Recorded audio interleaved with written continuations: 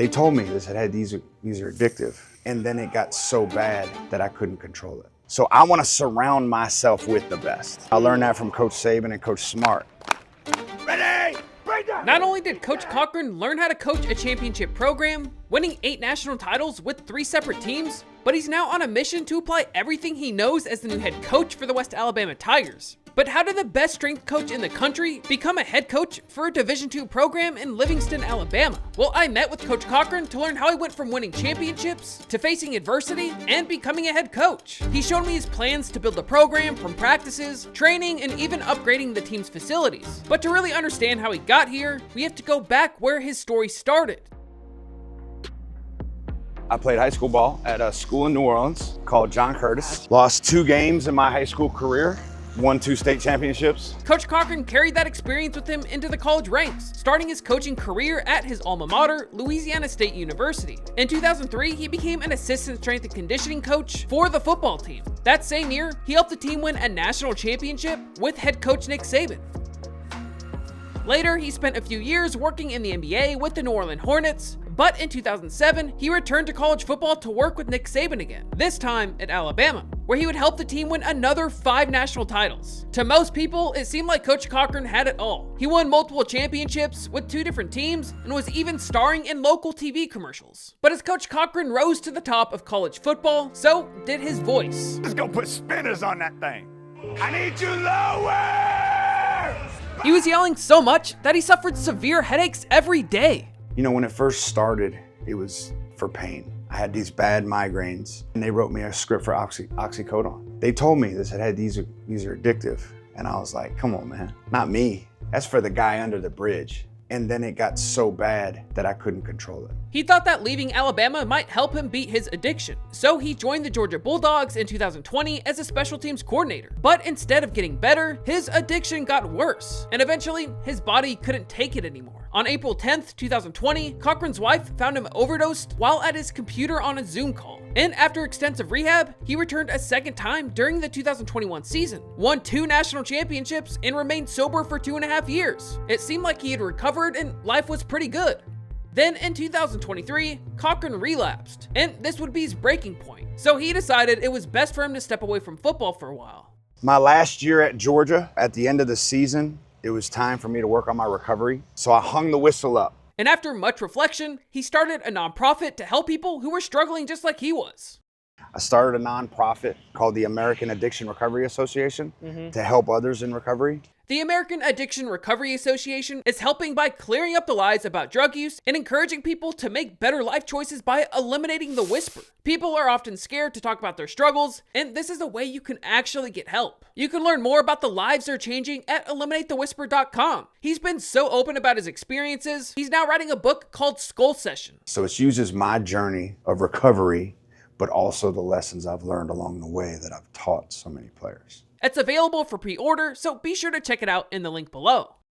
At this point, Coach Cochran had been clean for about a year, but it didn't take long before he started considering getting back into coaching.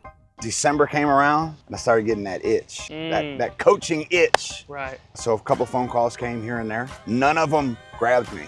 West Alabama called. I set foot on this campus and there's something about it. God was like, this is where you're supposed to be. Last season, West Alabama had a great year. They went 9-1 in the regular season, which was the best in school's history. Even though they lost in the first round of the playoffs, it was still a huge step forward. And West Alabama plays in the Gulf South Conference, which many people call the SEC of the Division II because it's so tough.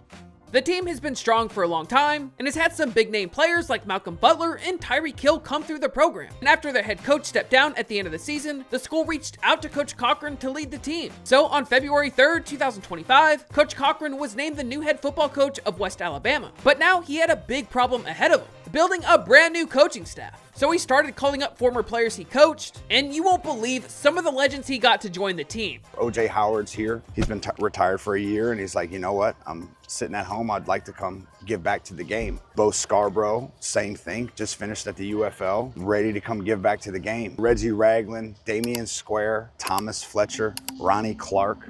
But building a championship team takes more than just a great coaching staff. That's why Coach Cochran is using everything he learned from his time at Alabama and Georgia to help the Tigers get better during practice.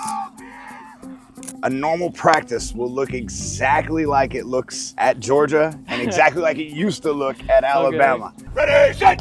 Yes, sir. I've taken Coach Saban's blueprint and just put it here. I mean, it's got my twist to it. I like to play music. I like to be upbeat. I like to have fun. We tackle live during some periods of practice. I feel like you have to go through tough things to be tough. Practice is super important, but championship teams also have to work just as hard off the field. Coach Cochran knows this better than anybody. I mean, he was the best strength coach in the country, but even though he's not the strength coach at West Alabama, he still showed us what a real training routine looks like for a team that wants to be the best. A workout would start with power cleans. You'd superset that with like jump rope, and then you go into your bench press, and then you do your auxiliaries. You do your pull-ups, you do your hamstrings, you do your glute hams. Maybe you got to show me, like, you know. What you want me to show you, dog? And no one expected that I would actually want to try a workout. So shout out to Coach Duke for a great demonstration. So should I get my own bar? Oh, yeah! Okay, put some weight on. That's 45 pounds right there. Don't mess with me. I thought we were putting weight on it. Oh yeah, we can do that. Bam, and then. Whoa, look at him! This was just 95 pounds. But what's crazy is how some of these athletes can power clean over 300 pounds. And you might be surprised, but some of the strongest players on the team aren't the biggest ones. A lot of the time, it's just skill players or mid-skill guys who are the strongest pound for pound. Hey, Duke! Who can throw around pound for pound the most weight around here? Tyler Smith, a running back. JT Hooten. Yep. All right. Shout out to you guys for crushing it in the weight room.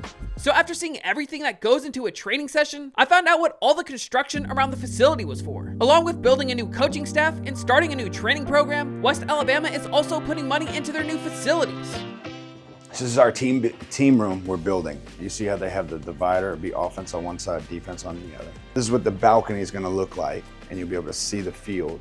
Do you know how long it's gonna take? They say August. And then this will be the brand new locker room. Dang, that's nice. We will be the nicest D2 in the country, hands down. After seeing everything that's being invested into the West Alabama football team, you can tell there's a lot of excitement around the program. It's true that some coaches only care about winning, and don't get me wrong, winning definitely solves a lot of problems in sports. But for Coach Cochran, football means so much more. There was a time when his ego got too big, and he paid the price. But now, after being sober for over a year, he has a whole new way of thinking about coaching, and his goals for the team show that change. Of course, I want to win every game we play. There's no doubt about that. And we're going to work our butts off to do that. I'm more since recovery, I'm more big picture and how we're developing young boys to men. You don't have to live in shame or be afraid of what people will think if they find out you're struggling. The truth is, everyone is dealing with something. For Coach Cochran, keeping his struggles a secret almost cost his life. It wasn't until he was open about it where things started to change for the better. And huge shout out and thanks to the team at West Alabama for making this happen. It was an incredible experience touring the facilities and getting a glimpse of what it's like playing under a legendary coaching staff. Again, check out Coach Cochran's new book when it comes out titled Skull Session. Thanks for watching, and I'll see you guys in the next video.